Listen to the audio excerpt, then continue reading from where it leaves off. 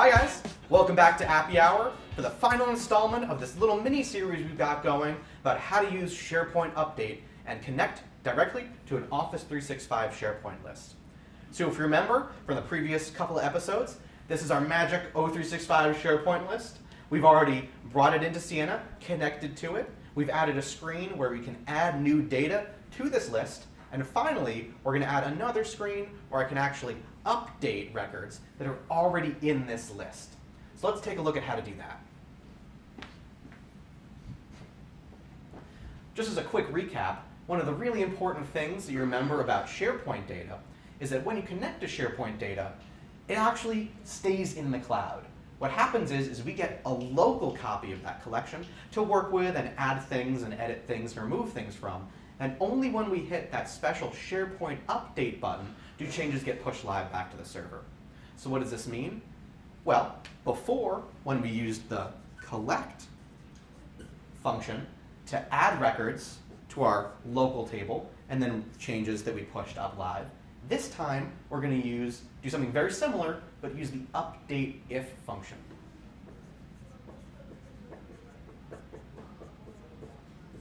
Now what update if does is it allows us to update a local collection, check out the documentation online, and basically what it does is it takes three parameters: the collection we need to update, the condition or predicate to find the row that we want to update, talk about that in a second, and finally the criteria that we actually want to update. So before, when we were using collect, we specified the collection we wanted to insert into, and we specified the data that we wanted to insert.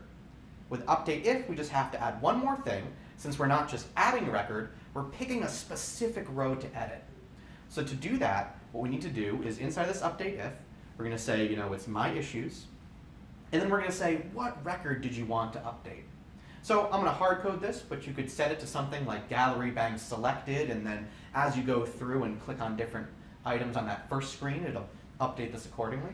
But basically you say update if my issues, if the title is equal to the title here. Or you could do date, or you could do title and date, something like that. Then, once you specify that, you just go in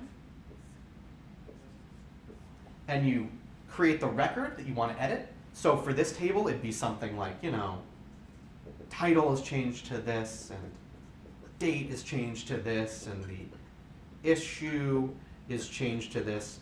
All of these coming from perhaps a text box on your third screen that says text box, bang, text.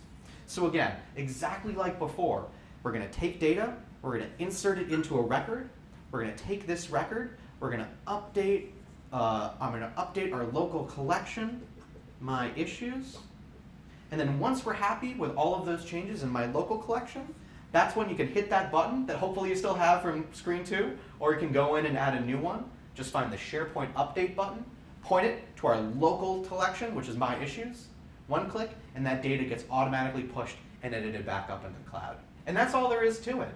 So with just a couple of steps that kind of build on one another, you can create a very powerful solution that allows you to add and edit records in a live online SharePoint list. And with that, the sky's the absolute limit.